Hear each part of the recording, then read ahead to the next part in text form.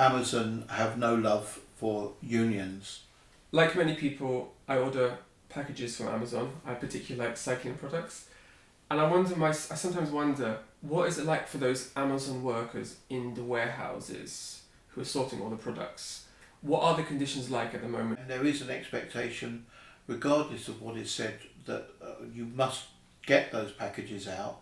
And the company is very interested in a particular phrase called time on task, or if you're off task, what you're doing and why you're doing it, and tracking that behaviour, which can create, I guess, a stress within itself from a mental health perspective that can obviously have its own set of issues for individuals on top of any physical issues that they might have.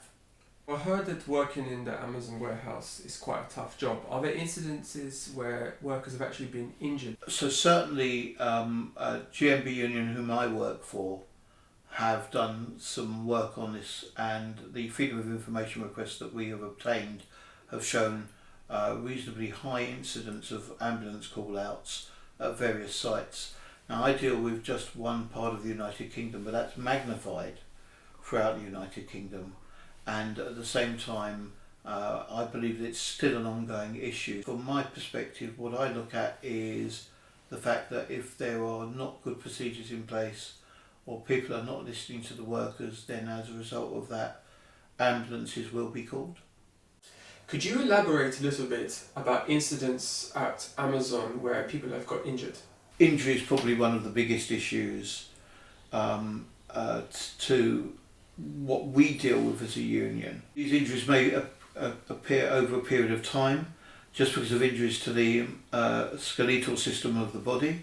Frankly, over the years that I've been working on behalf of Amazon members, the list is legion. Are there situations where Amazon workers are getting injured from this very physically demanding job, but still having to come to work the next day? There will be individuals who, through fear of not earning a living, are creating more damage to themselves. That, I think, is a standard situation, not unique to Amazon. There is a situation within the United Kingdom where we're dealing with individuals who may be sick but feel that if they don't come into work, there will either be a question over whether there is trust, or whether they really are sick, or what another individual will make of it. And therefore there are lots of individuals who should take time out but don't dare because they're worried about the ramifications of that. Do you think Amazon would prefer that trade unions didn't exist? I believe that Amazon would prefer that trade unions didn't exist. I believe that like Amazon, there are other companies out there who see unions as a hindrance, and they do not like the idea of management being told by other people how they should behave, especially when they misbehave. Mm-hmm.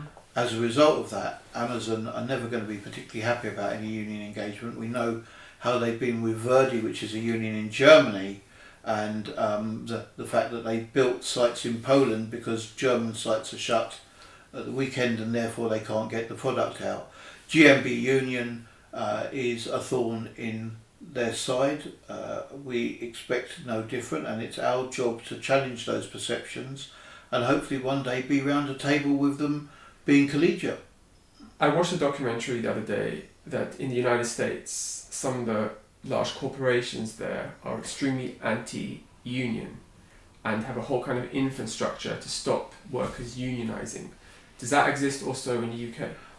I believe that there is infrastructure for trying to stop union engagement throughout the United Kingdom. I believe there are probably specialist law firms and or surveillance and or intelligence firms who give advice, and HR firms for that matter, who give advice to companies on how to use what I would call union busting behaviours to stop union activity in sites on businesses, primarily because they see it as a hindrance to getting away with some of the naughtiness that they perpetrate. I am very sure that that is not unique to the United Kingdom or United States. I believe it's a worldwide phenomenon. point is, it's not a conspiracy theory. I believe it's a reality. We know there's a video about how to spot union activity in the workplace with Amazon. The problem is that Amazon has a claim that there's no need for unions because everything is wonderful in the garden. Amazon are my biggest recruiting sergeant because of their behaviours, and as a result of that I wouldn't be going in there if there weren't issues. It's as simple as that. Having somebody challenging you as an organisation on sometimes a daily basis over your behaviours is never going to be nice from a management perspective. People want to be able to carry out their roles as they wish or their business as they wish without challenge. However, you need a yin and yang in life.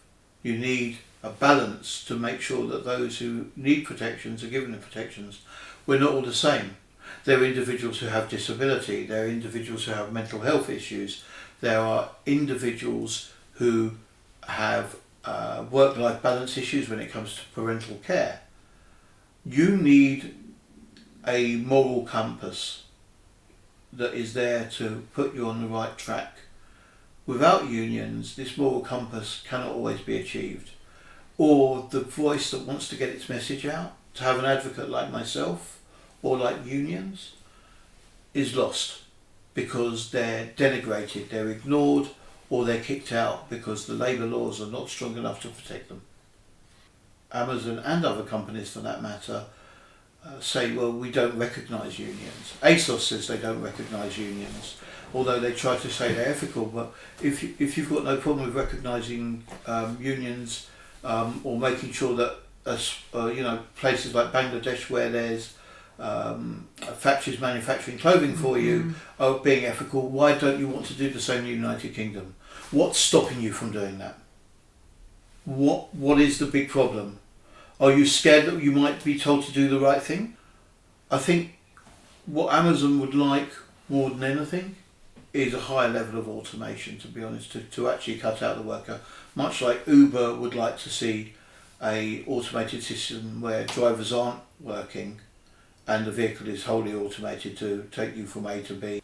At that point, they've reached nirvana and they can cut out the worker from that equation.